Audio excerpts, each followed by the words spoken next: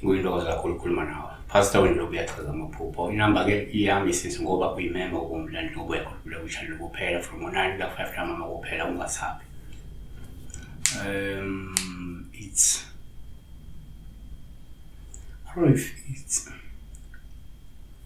it's actually, I don't know if it's exactly or it's actually, I don't know.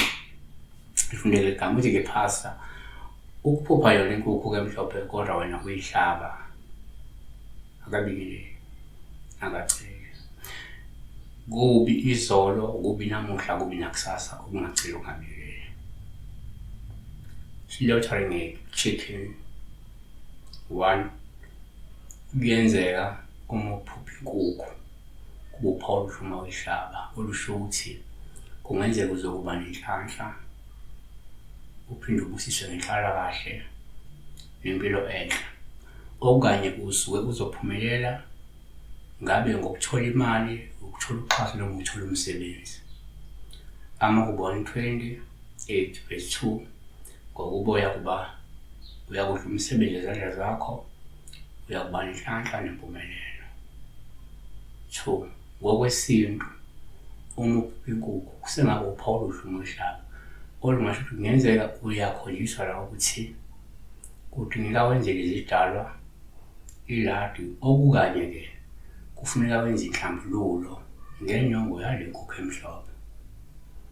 3, ngokwenkolo uma ungenze uphupha inkukhu kungaba uphawu lokunye umoya weshama olungasho kungenzeka uyakhonjiswa ukuthi kunemimoya emibi noma imoya ekudidisayo nefuna uyihlabele wena. KwabaseKorinto bokuqala verse 10 verse 2. KwabaseKorinto bokuqala chapter 10 verse 20. Kodwa-ke lithi lokho okuhlatshwa ngabezizwe bekuhlabela amadimoni kabahlabeli uNkulunkulu, kepha angithandi ukuba-ke nibe nenhlanganyelo namadimoni.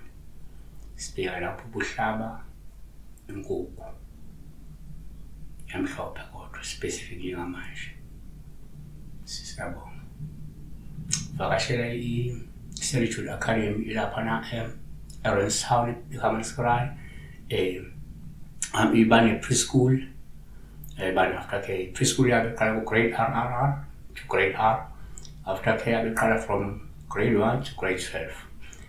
Ama-offerings wabo afaka phakathi i-computer literacy, ama-codings, ama-robotics nokunye. So make sure ukuthi uyahamba-ke ungahamba uye ku-website yabo. Website yakho lithi www.solitudeacademy.co.za. Akhona yonke information yapho ubavakashele laphana. Is one of the top preschool and aftercare institute. Bavakashele.